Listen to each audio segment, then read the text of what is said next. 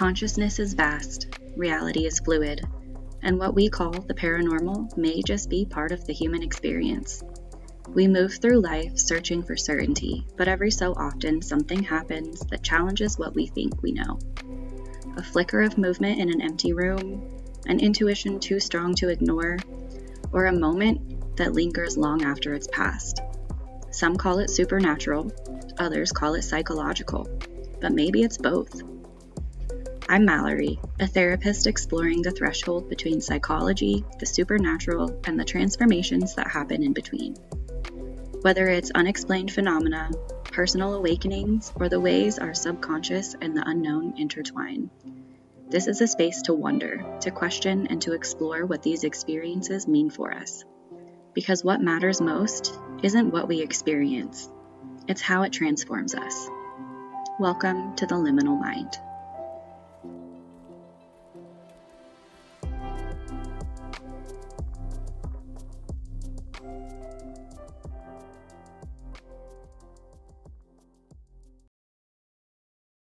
All right, guys, let's start from the beginning. I've always been fascinated with the things that we can't quite explain. But that fascination was born out of necessity, because for me, the paranormal wasn't abstract. It was right there, woven into my childhood home. I grew up in a house that was actively, unmistakably haunted. I vividly remember waking up in the middle of the night, heart racing, feeling like there was someone else in the room with me, even when I couldn't see them. There was knocking on the door, and sometimes objects moved on their own, not subtly, but with intention. I had no framework for understanding these things. At first, I just thought something was wrong with me. I didn't have words for my experiences, and when I tried sharing them, I was often met with skepticism or polite dismissal. Attending a small school, I quickly realized that discussing shadowy figures at my door wasn't exactly playground conversation. The fear of being made fun of or called crazy kept me silent. Without access to trusted mentors or open conversations about the paranormal, I turned inward and toward my own research. I'd slip away to the library and find books about ghosts or spirits and unexplained phenomena. I was from a small town in rural Nebraska, and resources were limited. I devoured every book I could find on ghosts, spirits, and the unexplained. I looked in online forums, and I watched TV shows. They became my lifeline. Discovering these communities was transformative, and suddenly I wasn't alone. As I grew older, this curiosity became a driving force in my life, shaping my interests and relationships. In fact, one of the clearest signs that my husband was the one was the profound sense of safety that he created for me around these topics. He didn't just listen to my stories, he shared his own. And for the first time, I felt like I could fully share my experiences without fear or shame. Together, we created a safe space for conversations about the paranormal and spiritual, conversations that allowed me to embrace those parts of myself fully. It was this acceptance, this safe place, that inspired me to pursue psychology professionally. As I attended grad school to become a therapist, I deepened my understanding of psychology, learning to hold multiple truths simultaneously, recognizing that different people can perceive the same event in profoundly different ways, and that all of those perspectives hold meaning. In my professional practice, I embrace a systemic and postmodern lens. This means I recognize the complexity of reality and believe that there's rarely a single objective truth. Instead, our experiences, especially the ones that challenge us, like paranormal or spiritual events, hold profound meaning and deserve exploration. This idea of holding space for multiple realities brings us back to the liminal. When people encounter something paranormal, they are often standing at the threshold between what is scientifically explainable and what is deeply personal or mystical. It's this threshold, this liminal space, that fascinates me. That's why I created the Liminal Mind. This podcast is a space to openly explore those moments when psychology, spirituality, and the paranormal intersect. In this place, we validate experiences, we ask meaningful questions, and we embrace uncertainty. Because it's often in these liminal spaces, these liminal moments, that we find our deepest transformation.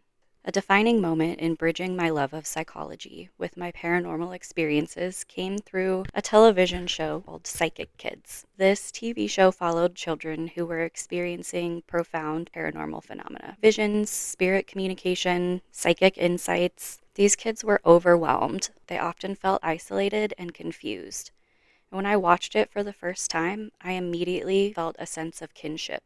It's like I was watching myself on TV. What was groundbreaking for me about Psychic Kids wasn't just the paranormal experiences. It was the show's inclusion of psychologist Lisa Miller and medium Chip Coffey.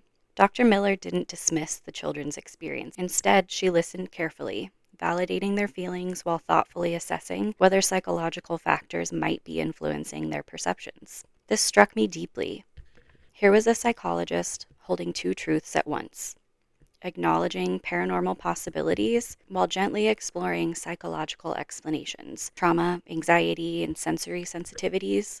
Seeing this professional balance was powerful and reassuring. It showed me the potential role therapists can play in validating and exploring the paranormal without neglecting critical psychological assessment. As I pursued my graduate education to become a therapist myself, I carried this insight forward. Today, my therapeutic approach is strongly influenced by systemic and postmodern theories, especially narrative therapy. In short, narrative therapy focuses on the stories we tell ourselves. It asks us to notice the narratives that we carry, to question them, and to rewrite them if we feel that they're limiting. When clients share stories of spiritual or paranormal experiences, my first instinct isn't skepticism, it's curiosity. Not just, is this real, but what does this story mean for you? In therapy, exploring paranormal or spiritual stories can be a powerful form of meaning making, allowing clients to integrate and understand experiences that otherwise remain disconnected from their broader narrative. This integration, this blending of psychological understanding and personal belief, is why I started the Liminal Mind. Because I believe every experience matters, not just for what it is, but for how it changes us, how it helps us grow, and how it expands our perception of reality.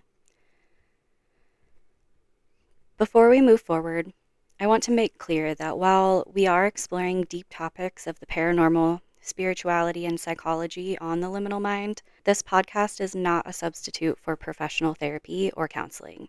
As a therapist, my passion lies in understanding how people make meaning from their experiences.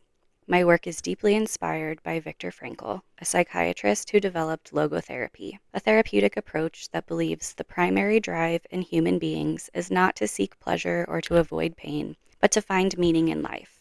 He famously wrote, "When we are no longer able to change a situation, we are challenged to change ourselves." When someone has a paranormal or spiritual experience, they're often confronted with something unexplainable, something beyond the boundaries of ordinary reality. These moments can become powerful catalysts for personal growth, prompting deep questions about identity, belief, and the very nature of existence. This is why, in therapy, I embrace what's called a postmodern lens. Postmodernism, in psychological terms, recognizes that there isn't just one universal truth.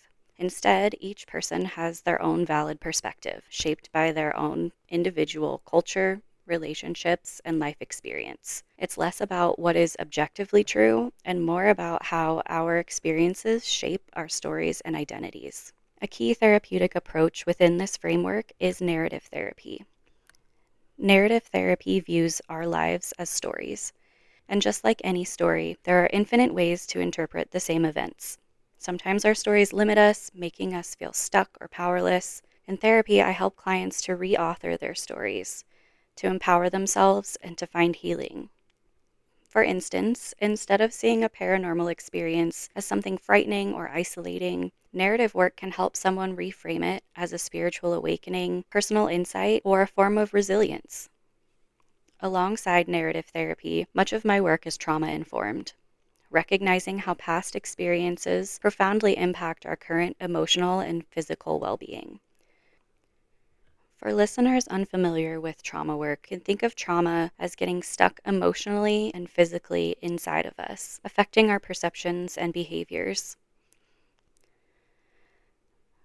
I also utilize other trauma-focused approaches, known as bottom-up processing.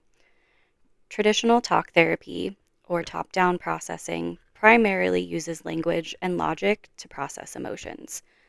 Bottom-up processing instead works directly with the body and nervous system, often through breathwork, mindfulness, somatic experiencing, or movement, to access and release stored trauma and emotion without relying solely on verbal communication. This approach is particularly powerful when exploring deeply emotional or inexplicable experiences, like encountering the paranormal, because these moments often defy logical explanation and exist primarily as sensations or emotions stored in our bodies. The work that I do with clients uses gentle rhythmic eye movements or tapping bilaterally on opposite sides of the body to activate both sides of the brain. This helps individuals safely process traumatic memories, releasing emotional distress, and finding new meaning. I also draw from what's called transpersonal psychology. Transpersonal theories integrate spiritual and transcendent aspects of human experience into psychological practice. Carl Jung, an influential psychologist whose works intersect closely with transpersonal psychology, Jung believed in the collective unconscious, a deep layer of the psyche that holds symbols, dreams, and archetypes common to humanity. Paranormal experiences, according to Jung, may tap into this universal reservoir, connecting us to something beyond ourselves. Transpersonal psychology doesn't see spiritual experiences as separate from mental health, but as essential parts of our emotional growth and self-understanding. It validates experiences like intuition, spiritual awakening, altered states of consciousness, and even encounters with spirits, seeing them as meaningful moments that can facilitate profound healing and transformation. When clients share paranormal experiences with me in therapy, these various approaches blend seamlessly. The postmodern lens that validates multiple truths, narrative therapy's reframing of stories, the release of traumatic memories, bottom-up processing's direct work with the body, and transpersonal psychology's embrace of spiritual meaning. All these approaches share a common goal: to help people understand and integrate their unique experiences into meaningful, transformative growth. In my therapy practice, clients often hesitate before sharing experiences they can't logically explain. They're concerned about being judged, labeled irrational, or even worse, dismissed entirely. Yet, my role is not to label or categorize their experiences as right or wrong, real or imagined. Instead, it's to help them find meaning and understanding within their own stories. However, let's acknowledge an important distinction here. Not every inexplicable experience falls neatly into the paranormal or spiritual realm. As a therapist, part of my responsibility is to distinguish between genuine paranormal encounters, meaningful spiritual experiences, and symptoms that might indicate a psychological break from reality, such as psychosis or severe dissociation. This differentiation is critical. Paranormal experiences are often fleeting, culturally or personally meaningful, and don't typically impair someone's ability to function or engage safely with reality. On the other hand, psychosis or breaks from reality can include prolonged or intense hallucinations, delusions, or beliefs that clearly interfere with a person's daily life, relationships, and overall safety. When clients share extraordinary experiences, I approach them with curiosity and compassion, but I also carefully assess for safety. If a client's experiences or perceptions pose potential harm to themselves or others, it's essential and ethically required of me to take appropriate action to support their well-being. Dr. Gregory Scott Brown, a psychiatrist known for integrating spirituality into mental health treatment, stresses that while spiritual and paranormal experiences should not automatically be pathologized, therapists must still assess their impact on the individual's mental health and daily functioning. This nuanced balance was beautifully demonstrated in the TV show Psychic Kids, where the psychologist on staff served precisely this purpose: respectfully validating children's psychic or paranormal experiences while also carefully assessing for underlying psychological distress or safety concerns. This balanced approach resonated deeply with me, both as a former psychic kid myself and as a therapist. My experiences with shadow figures, unexplained knocks, objects moving were often frightening and isolating, partly because I had no framework or safe person to help me explore them. Today, I strive to be that safe person, carefully assessing my clients' experiences while validating their personal realities. However, it's important to remind listeners again that while this podcast explores these ideas deeply, it isn't therapy. If you find yourself struggling with traumatic memories or intense emotional experiences, please reach out to a licensed mental health professional for personal support.